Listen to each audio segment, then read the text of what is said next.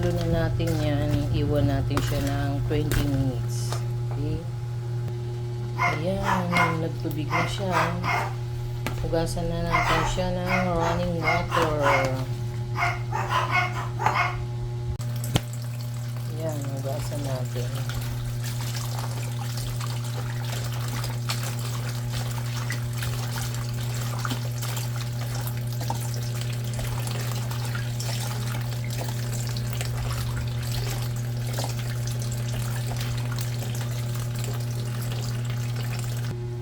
Yan na yung texture niya. Oh.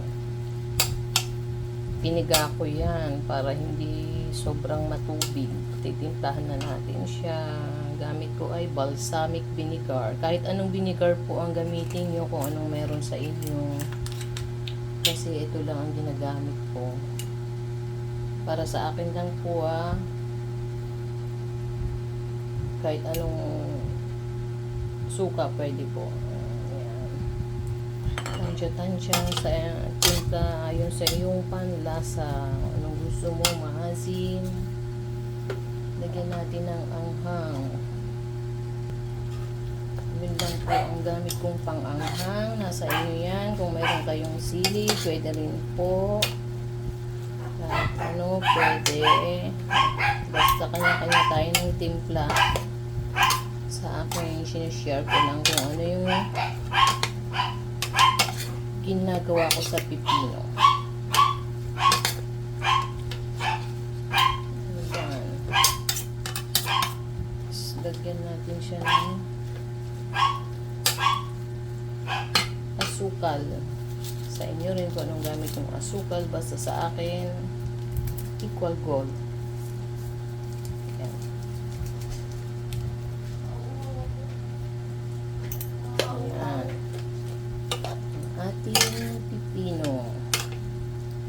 Mabilis lang maubos to. Prito.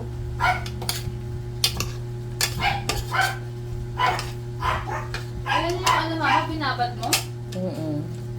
Ano nag-ano?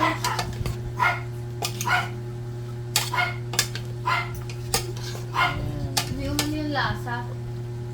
Ano? Hindi umano yung lasa. Hindi umano yung lasa sa ano. Diba? Ay, hindi ko pa natitikman. Okay na siya sa akin. Pero parang kulang ng asim.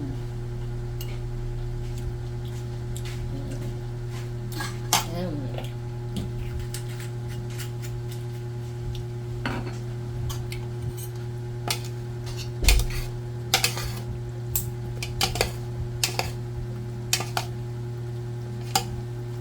Laglag na.